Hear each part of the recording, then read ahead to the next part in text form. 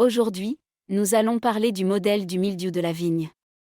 La première étape consiste à vous connecter à votre compte RIM Pro, à sélectionner une station météo et à ouvrir le modèle du mildiou. À l'instar des autres modèles, vous pouvez voir que le graphique principal est divisé en différents sous-graphes. En bas, vous pouvez trouver un résumé des périodes de pluie en bleu foncé et des périodes d'humectation en bleu clair.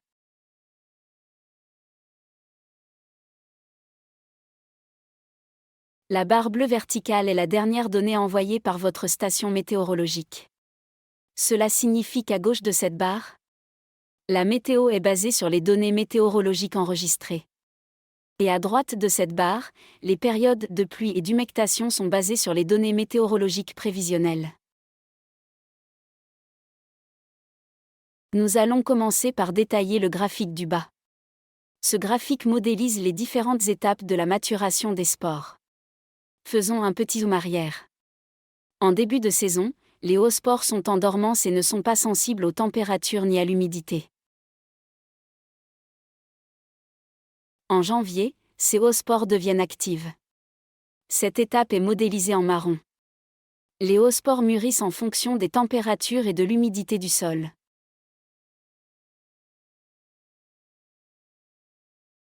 Les hauts spores matures sont représentés en rouge plus clair. Les hauts spores matures peuvent germer en cas de pluie. Leur germination se poursuit tant que le sol est humide.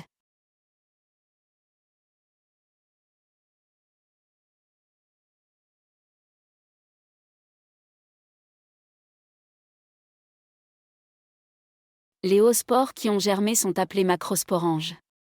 Elles sont représentées en rouge vif.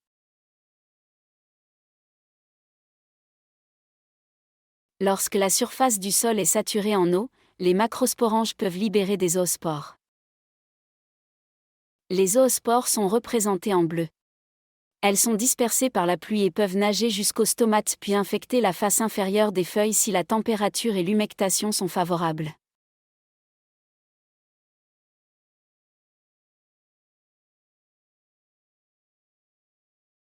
Le graphique du milieu est le plus important puisqu'il modélise les infections.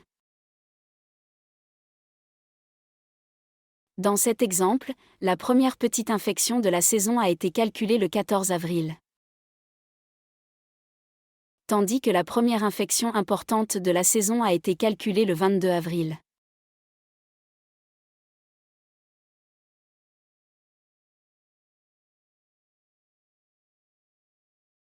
Plus la valeur de l'infection est élevée, plus l'infection est grave.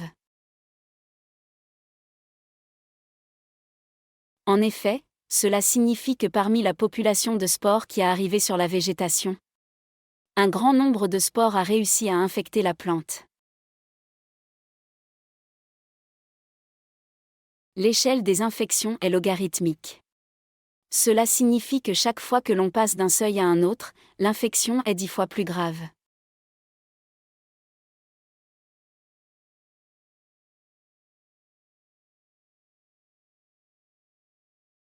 Le graphique dû au calcul l'évolution des symptômes.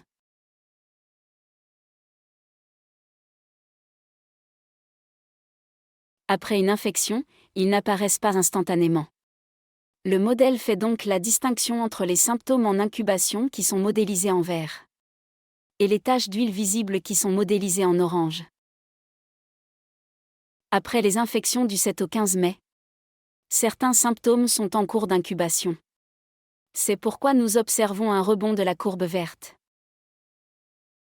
Les symptômes deviendront visibles, en orange, vers le 25 mai. Le temps d'incubation dépend des températures. Toutes les infections et l'apparition des taches d'huile sont estimées pour un vignoble non traité.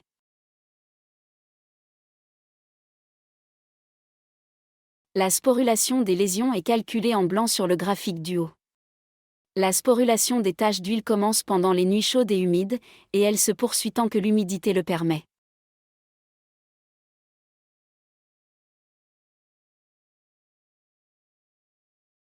Le graphique du milieu prend donc en compte deux types de spores différents.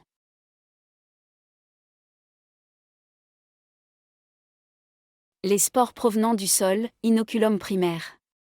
et les spores provenant de la sporulation des taches d'huile, inoculum secondaire. Il y a quelques options que vous pouvez utiliser dans ce modèle. Si vous cliquez sur le bouton Situation du vignoble, vous pouvez modifier la sensibilité du cépage. Par défaut, la sensibilité est élevée, mais vous pouvez la corriger pour les variétés résistantes.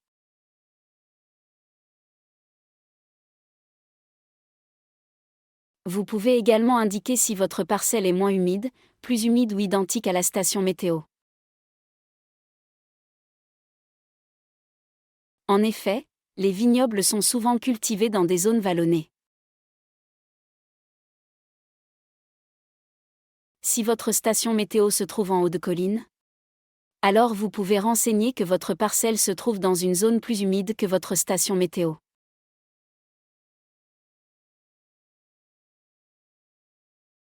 Cela aura une influence sur la sporulation des taches d'huile.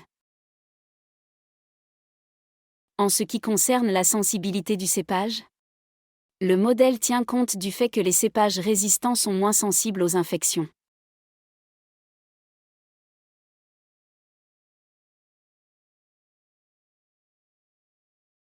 Et s'ils sont infectés, ils produisent également moins de spores secondaires que les cépages sensibles. Vous pouvez voir qu'il y a d'autres onglets au-dessus du graphique. Les modules couverture fongicide et traitement. Dans cet exemple spécifique, il y a 2 infections dans les prévisions. Les 13 et 14 juin.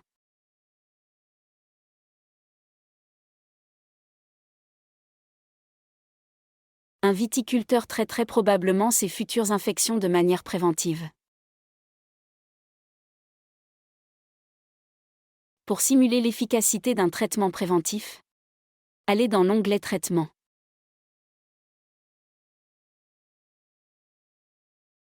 Choisissez la date et l'heure du traitement. Par exemple aujourd'hui, 12 juin, à 8 heures. Choisissez le fongicide. La liste des fongicides s'adapte à votre pays.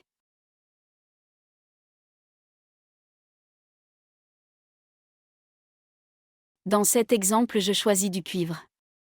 Puis entrez la dose de cuivre métal par hectare, par exemple 400 g. Sélectionnez la parcelle que vous voulez traiter.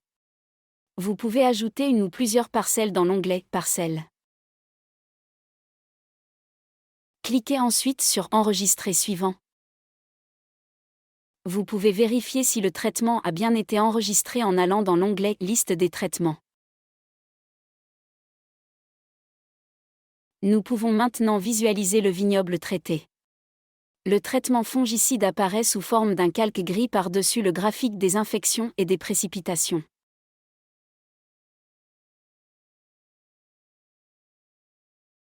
Cet outil calcule la diminution de la couverture fongicide sur la base de 2 paramètres. 1. Le lessivage dû à la pluie. Au moment de la pulvérisation, la couverture fongicide est de 100%. Puis chaque événement pluvieux, en bleu, lessive une partie du produit, ce qui réduit la couverture fongicide.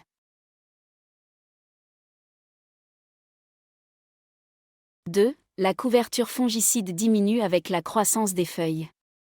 Lorsque les feuilles poussent après l'application du fongicide, cela dilue le fongicide qui a été appliqué sur les feuilles.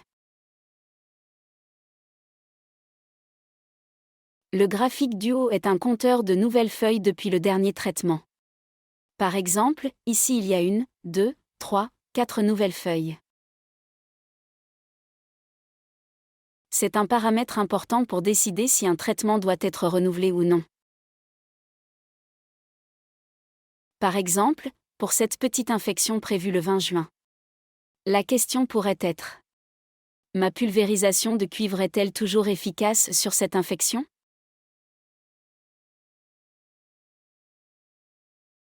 La réponse est non. En effet, la couverture fongicide est très faible, en particulier sur les feuilles les plus jeunes. Cela est dû à leur croissance plus rapide. Nous pouvons également voir que de nouvelles feuilles ont poussé. Ces feuilles n'ont pas été traitées du tout. Parce qu'elles n'étaient pas présentes à ce moment-là.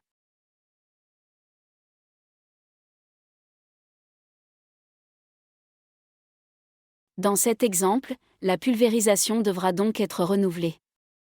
La recommandation générale est que vous devriez avoir au moins 30% de couverture fongicide au moment de l'infection.